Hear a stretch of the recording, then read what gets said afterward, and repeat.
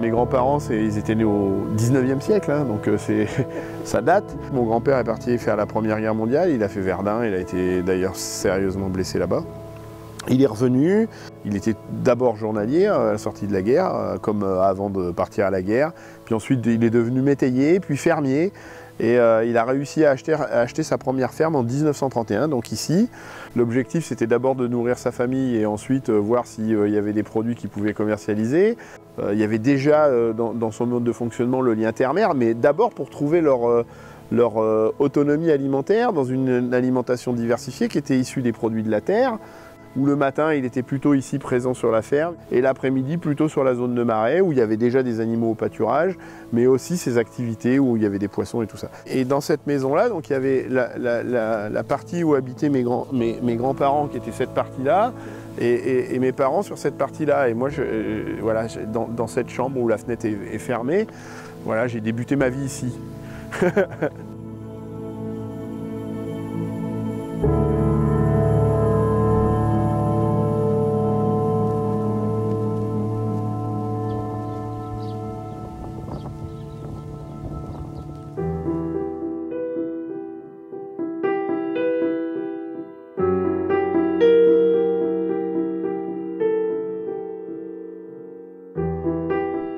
Mon grand-père avait cette relation avec les animaux qui faisait qu'il ne pouvait pas avoir dressé ses chevaux de trait et les voir partir à l'abattoir.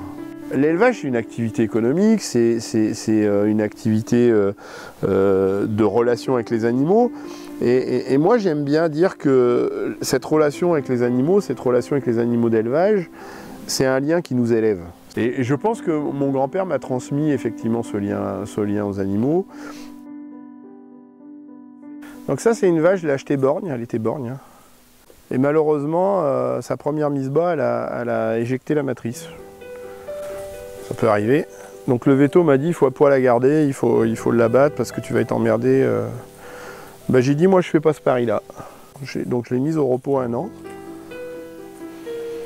Et depuis, ben, elle m'a fait un veau tous les ans sans aucune difficulté. Alors elle est borgne, elle a une expulsion de matrice, elle est vieille maintenant. Les Hollandais disent on fait de la viande avec du lait, c'est-à-dire qu'ils ont des animaux qui sont en lactation jusqu'à 5-6 ans, et à 7 ans, ils les conduisent à l'abattoir et ils font de la viande avec ça.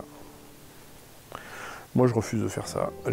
Un animal, quand je lui demande d'engager une carrière de reproducteur chez moi, j'ai l'impression d'avoir un contrat moral. Et donc je ne conduis pas ces animaux-là à l'abattoir. C'est parfaitement indécent de le commercialiser en vache de réforme, c'est comme ça que ça s'appelle, en fin de vie pour un bifton de 400 ou 450 €, je trouve ça indécent. Depuis que je suis éleveur, je n'ai conduit à l'abattoir que des mâles.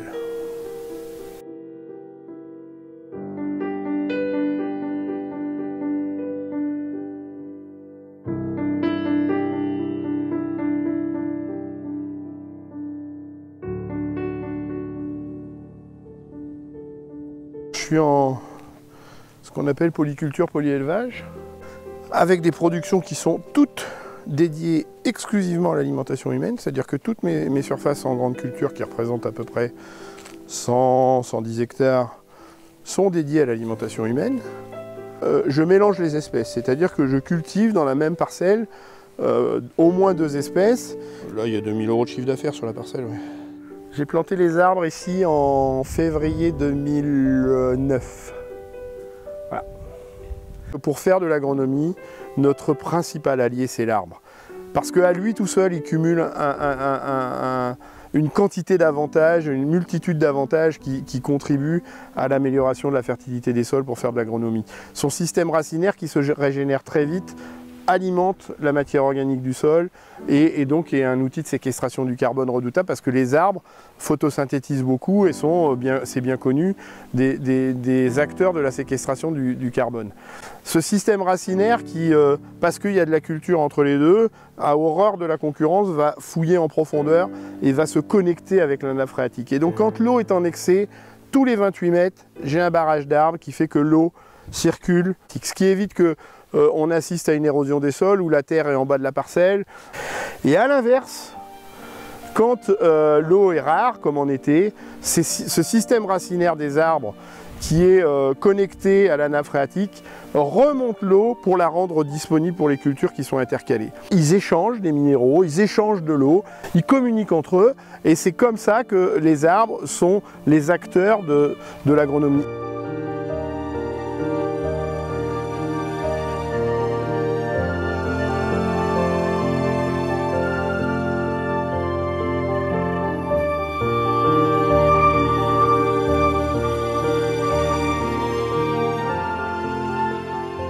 Quand mon père arrive ici au début des années 60, les animaux disparaissent, les arbres disparaissent aussi. Parce que mon père tombe dans des logiques de monoculture, c'est-à-dire qu'il choisit une production et il se spécialise, il devient un spécialiste de cette production-là, qui s'appelle le maïs irrigué, pendant 35 ans. C'est-à-dire que pendant 35 ans, il est spécialiste de cette production. Mais on fait ce choix parce qu'on a décidé que l'agriculture française et même européenne devait être une activité économique exportatrice, que le rôle de l'agriculture, c'était de mettre des devises dans la balance commerciale.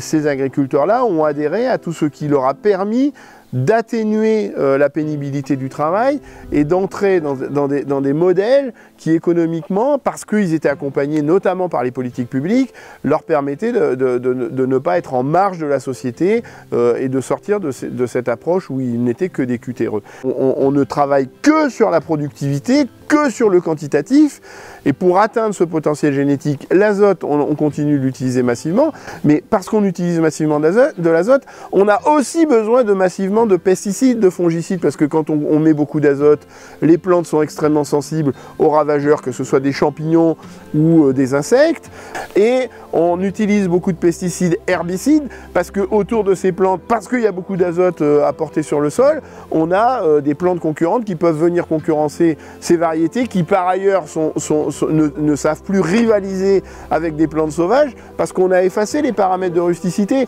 Donc on voit bien le cercle vicieux que ça a amené. On a su très vite que les pesticides n'étaient pas anodins pour la santé. On a vu très vite apparaître des maladies professionnelles autour des pesticides, mais ça a été l'omerta. On a mis la chape de plomb sur la cocotte minute pour que le couvercle ne saute jamais, jusqu'à ce que ça devienne presque une affaire d'État. Et puis on se réfugie derrière des mauvais alibis. On a besoin de cette agriculture productiviste parce qu'il faut nourrir la planète. Qui sommes-nous, nous les agriculteurs des pays du Nord, pour aller dire on va aller nourrir les pays du Sud avec cette agriculture productiviste qui accélère le changement climatique, qui effondre la biodiversité.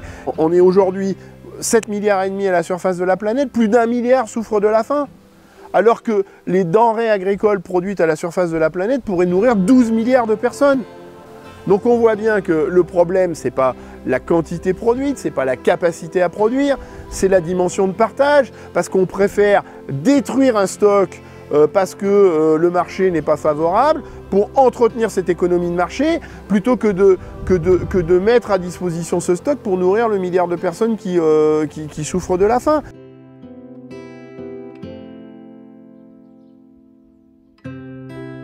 Aujourd'hui, on sait les dégâts de ces pratiques-là et surtout, on sait faire autrement. Et c'est ça que j'essaie de montrer, c'est-à-dire qu'on fait autrement avec des pratiques de bon sens qui s'inspirent du bon sens paysan, tout en intégrant des méthodes de production modernes qui ont effacé cette pénibilité du travail.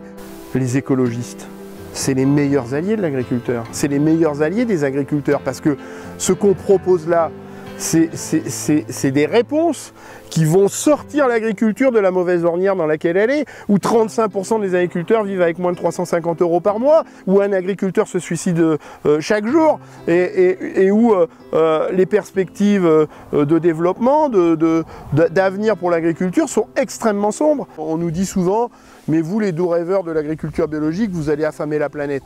Sauf que quand on pratique ces logiques agroécologiques, on arrive à rivaliser en productivité avec des pratiques basées sur le monospécifique, parce qu'on travaille sur la fertilité du sol, on restaure la fertilité du sol. Et le capital sol, il est fondamental, il est nettement plus important que le capital financier. Le capital sol, c'est lui qui va permettre d'asseoir définitivement la souveraineté alimentaire dans la durée.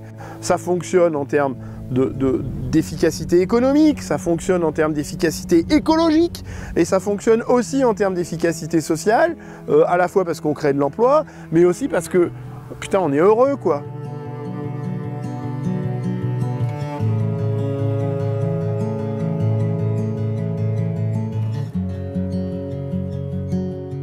Donc là, ce que tu vois là, ce bosquet là, avec un poteau électrique au milieu, qu'on voit là, ouais. C'est les vestiges d'une des stations de pompage que j'ai achetées, de la plus grosse d'ailleurs des stations de pompage que j'ai achetées. Regarde le niveau d'eau là. C'est-à-dire que moi, quand j'étais gamin, là, c'était le trou d'eau où on se baignait. Les développements agricoles qu'on fait ici, en terre, sur le bassin versant de la Seudre, hein, qui est le petit fleuve à l'estuaire duquel on produit de l'huître de Marennes-Oléron, conditionne la possibilité de continuer de produire de l'huître de Marennes-Oléron. C'est-à-dire que si on est sur une activité agricole qui surexploite une ressource qui s'appelle l'eau, et qu'il n'y a plus d'eau qui arrive au bassin ostréicole, on ne pourra plus faire d'huîtres. Et je persiste à dire qu'on ne pourra pas conduire de politique ambitieuse sur le milieu marin, on ne pourra pas avoir d'ambition sur l'écosystème marin, sur la restauration de l'écosystème marin, si on ne tient pas compte des activités et de la relation de l'homme avec l'eau sur les bassins versants, parce que l'eau, elle finit toujours en mer. Les gens qui vous disent, qui nous disent, on ne peut pas changer du jour au lendemain, sont des gens qui n'ont rien compris. C'est-à-dire que plus on fait d'agroécologie, et plus on a de réponses économiques. Et c'est parce que j'ai trouvé des systèmes rentables que je peux rembourser l'investissement de ces équipements d'irrigation sans les utiliser.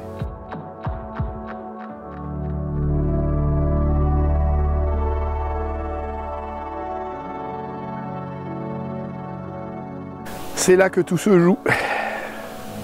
C'est là qu'on comprend tout. C'est-à-dire que là, c'est la zone humide qui collecte l'eau qui descend du bassin versant tout au-dessus, là. Et l'estuaire de la Seudre, il est au pied du clocher, là-bas. Donc là, on a un périmètre, là, la zone qui est devant nous a fait 11 000 hectares.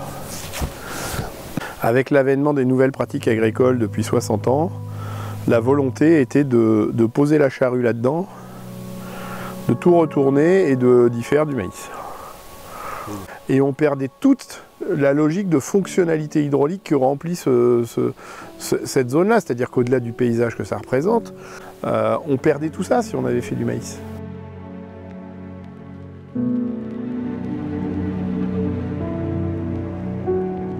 On a développé le maïs sur des zones où hier il y avait des prairies qui nourrissaient des herbivores qui mangent de l'herbe.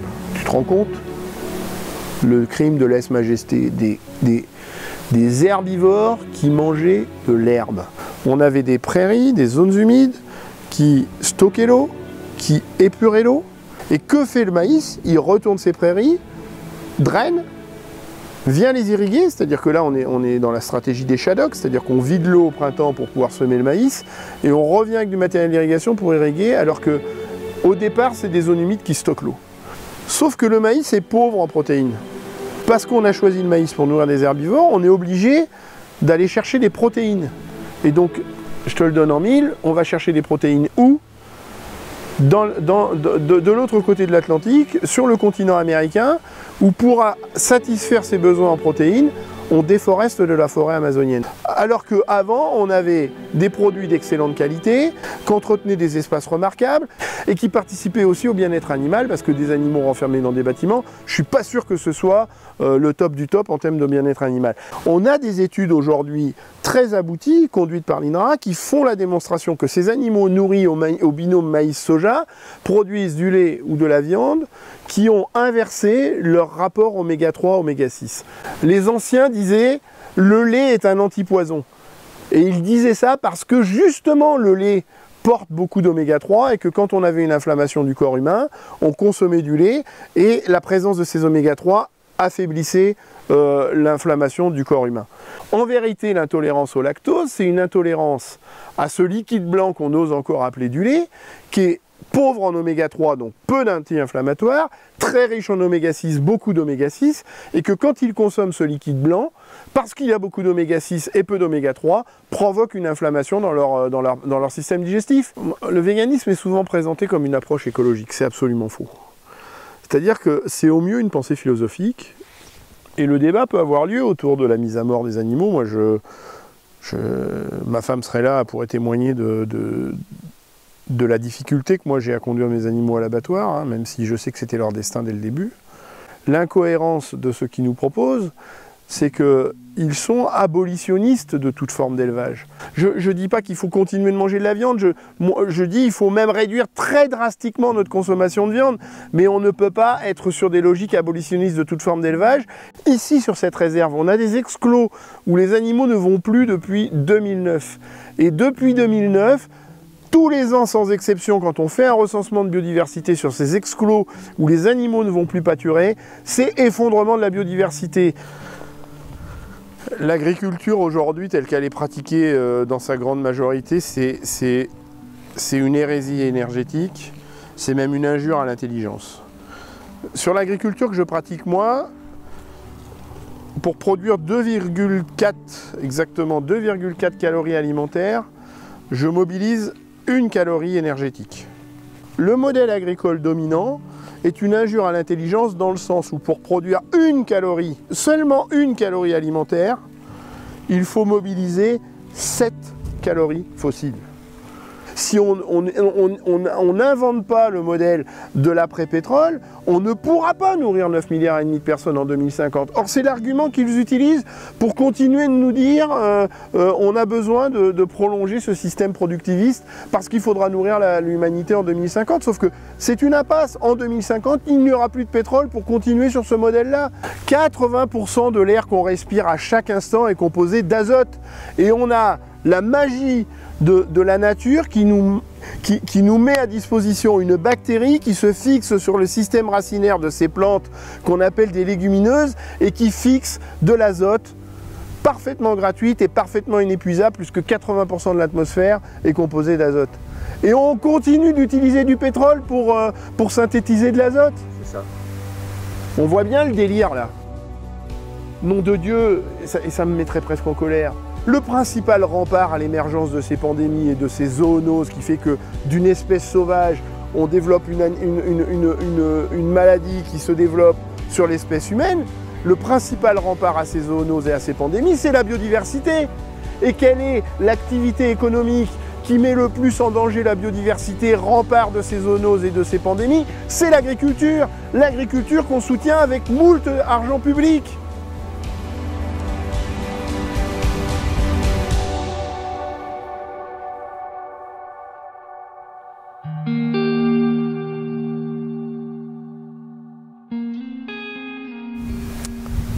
Une des graves orientations de la politique agricole commune, c'est de distribuer des aides par unité de surface, dans un mécanisme qui est très simple à comprendre.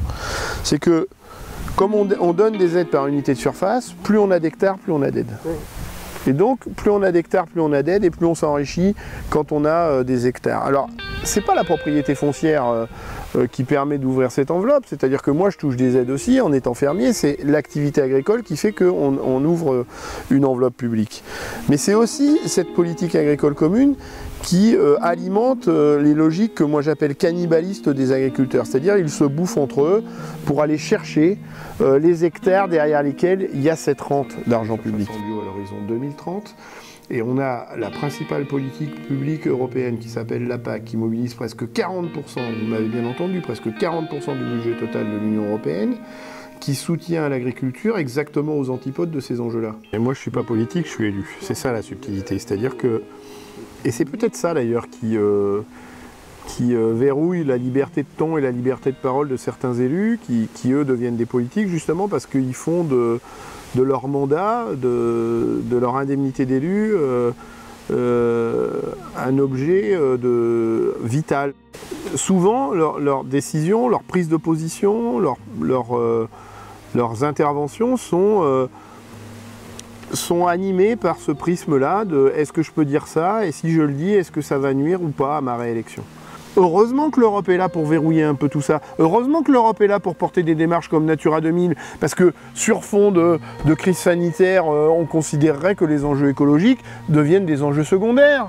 et qu'il faut se précipiter à relever l'économie de l'aéronautique avant de faire de la biodiversité, par exemple. Et c'est ce qui explique mon engagement politique, c'est-à-dire que moi je m'autorise à m'engager en politique, je m'autorise à essayer de bâtir des politiques publiques à la lumière de ce que j'ai vécu en tant qu'ancien chercheur, scientifique, à la lumière de ce que j'ai pu réaliser. Il n'y a que les combats qu'on mène pas qui sont perdus d'avance. Non, mais je dis pas. C'est juste pour savoir. Moi, je me tiens... le ministère de l'Agriculture, le ministre de l'Agriculture est au service du syndicat majoritaire et donc d'une forme de corporatisme agricole qu'on retrouve y compris dans les organismes de formation agricole. La FNSEA, c'est un énorme syndrome de Stockholm. C'est-à-dire que ça devrait être un syndicat de protection des agriculteurs et en vérité c'est un lobby au service de leurs bourreaux. C'est-à-dire qu'aujourd'hui les agriculteurs ils ont perdu leurs autonomies, l'autonomie semencière, l'autonomie génétique, l'autonomie de décision, parce que justement ces grandes firmes qui proposent des semences, des engrais de synthèse, des pesticides, les orientent sur des décisions qui ne seraient peut-être pas celles qu'ils prendraient s'ils réfléchissaient un peu. Et la FNSEA, qui est un syndicat d'agriculteurs, qui devrait défendre les intérêts des agriculteurs, défend en vérité ces logiques productivistes. Et donc c'est pour ça que je dis que la FNSEA, c'est un syndrome de Stockholm, c'est-à-dire qu'on est en train de continuer d'orienter l'agriculture sur ces logiques qui satisfont d'autres intérêts que les intérêts des agriculteurs et les intérêts de ceux qui sont directement liés aux activités agricoles, c'est-à-dire les mangeurs. Le système tentaculaire de la FNSEA, c'est le système tentaculaire qui verrouille la SAFER, qui verrouille le monde de la coopération agricole, qui verrouille le ministère de l'Agriculture, qui verrouille la MSA. On a aussi notre régime de santé agricole indépendant qui est absolument consternant d'ailleurs. Et Xavier Belin, qui était président de la FNSEA, affichait clairement la couleur, envoyait tout de suite l'objectif, c'est de dire demain, l'agriculture en France doit être réalisée par 100 000 agro-managers. Ça veut dire 1000 structures par département.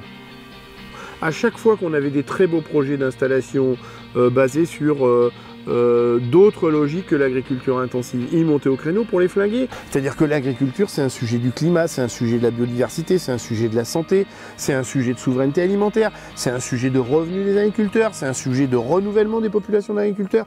Et on ne doit pas discuter de ça avec le seul monde agricole, on doit discuter ça dans le cadre d'un débat de société. Et c'est ça qu'on doit faire à l'échelon de l'Union européenne. Et c'est pour ça que je suis engagé dans cette vie politique à l'Union européenne. Et je ne suis pas élu par les agriculteurs, je ne suis pas là-bas pour aller faire du corporatisme. Je suis là pour imaginer, construire des politiques publiques qui servent l'intérêt commun. C'est ça l'enjeu.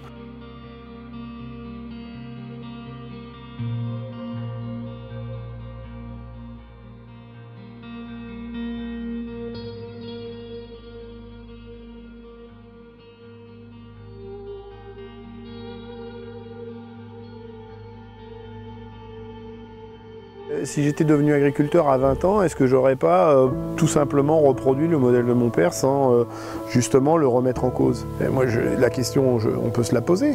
C'est que le jour où mon père me fout dehors, effectivement, il me rend service. C'est-à-dire que ces 20 ans que j'ai passé à rencontrer autre chose que ce par quoi j'avais été bercé dans mon histoire personnelle et familiale, m'a conduit à construire d'autres logiques, à prendre de la distance, du recul, de la hauteur même par rapport à ce que devait être l'agriculture, m'a permis de bien cerner dans une approche globale le rôle de l'agriculture au-delà de son rôle alimentaire. Et c'est ce qui me permet ensuite, quand je deviens agriculteur, d'intégrer tous ces paramètres-là pour que, à l'échelon, à l'échelle d'une ferme, on puisse proposer un développement territorial cohérent. C'est ça, oui, c'est une chance. Pour ça, je te parlais de mon fils, parce que mon fils, il a compris ça, et lui, il est sur un système d'élevage tourné vers un système exclusivement herbagé. Ces animaux ne mangent que de l'herbe.